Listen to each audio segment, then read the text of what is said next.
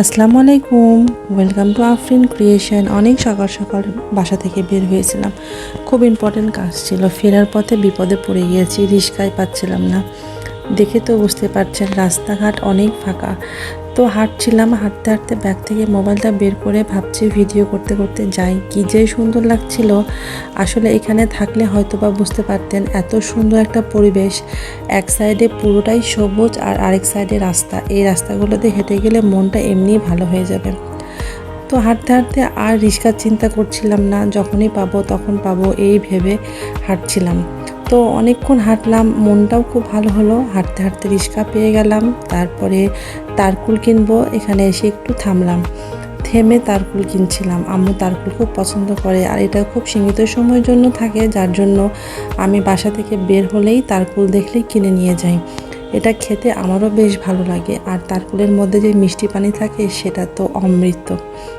তো আমি ওনাদেরকে বললাম যে আমার হাজব্যান্ড বলছে যে অনেক দাম। আমি যে হ্যাঁ, তারকুল আগে আমরা অনেক কম দামে খেয়েছি, এখন একটু দাম বেড়ে গেছে। তো আমি তারকুল কিনে বাসায় আসলাম। আস্তে আস্তে আব্বুরও বাজার করে নিয়ে আসা শেষ, আর আব্বু এখানে মুরগি নিয়ে আসছে এবং আম, লাউ, সবজি, মানে অনেক ধরনেরই জিনিস নিয়ে আসছে, সাথে পেয়ারাও ছিল। তো এখানে সব কিছু রেখে দিয়ে আমি আগে তারকুলটা ধুয়ে নিলাম, কারণ এটা খেতে খুব ইচ্ছা করছিল। আর এটা একটু ফ্রিজে রাখলে আরও মজা হবে, যার জন্য একদম আমি ক্লিন করে নিয়েছি। ক্লিন করে এটাকে এখন ফ্রিজে রেখে দেবো, একটু ঠান্ডা হয়ে গেলেই খাবো।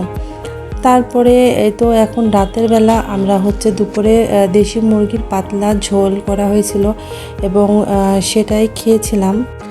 কিন্তু রাতে আর খেতে ভালো লাগলো না, তো ভাবলাম খিচুড়ি রান্না করি। আর এখন রাতের বেলা আমি খিচুড়ি রান্না করছিলাম। আর এখানে আমি মুগ ডাল আর মসুর ডাল দিয়ে রান্না করেছিলাম।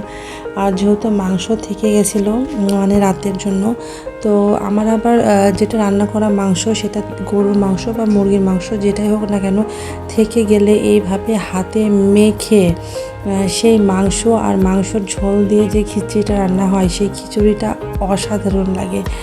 তো আম্মুকে বললাম, তো আম্মুও খুব পছন্দ করে। তো আমি ভাবলাম যে ওইভাবে রান্না করে নিই, কারণ একদমই ভালো লাগছিল না মুরগির মাংসর ঝোল খেতে। যদিও ওটা পছন্দ করি, তবে খিচুড়ি খেতে ইচ্ছা করছিল আর কি। মেন কথা এটা যে খিচুড়িটাই খেতে ইচ্ছা করছিল। তো আমি এগুলো সব দিয়ে খুব সুন্দর করে মেখে নিচ্ছিলাম। আর মাখার সময় যেহেতু আমি সরিষার তেল দিয়ে রান্না করি, সেহেতু একটা খুবই সুন্দর একটা গন্ধ বের হচ্ছিলো। তো আম্মু বলছে যে রান্না করার আগে একটা খুব সুন্দর গন্ধ বের হচ্ছিলো। আর যেগুলো মাংস বেঁচেছিল মানে দুপুরে খেয়ে, ওই মাংসগুলো দিয়েই খিচুড়িটা রান্না করা হলো। তো এই তো আমি রাইস কুকারে খিচুড়ি রান্না করছিলাম। এখানে একটু গরম পানি করে নিলাম যাতে খুব তাড়াতাড়ি হয়ে যায়। তো সব আমি যেহেতু মেখে একদম দিয়ে দিয়েছি রাইস কুকারে, তো এখানে অল্প একটু পানি দিয়ে দিলাম। এখানে পানি দিয়ে দেওয়ার পর বেশি সময় লাগেনি, 10 থেকে 12 মিনিটের মধ্যে হয়ে গিয়েছিল খিচুড়িটা। তো এই তো আমার খিচুড়ি রান্না অলমোস্ট কমপ্লিট। আর আমার খিচুড়িতে ঘি না ছাড়া চলেই না। তো আমি বাচ্চাদের জন্য খুলে নিচ্ছিলাম খিচুড়িটা, আর বাচ্চাদেরকে খাওয়াবো। আজকের ভিডিওটা আর বেশি বড় করছি না। সবাই ভালো থাকবেন, সুস্থ থাকবেন, আমাদের জন্য দোয়া করবেন। আমার ভিডিওগুলো ভালো লাগলে প্লিজ আমার চ্যানেলটি সাবস্ক্রাইব করে দেবেন। আল্লাহ হাফেজ।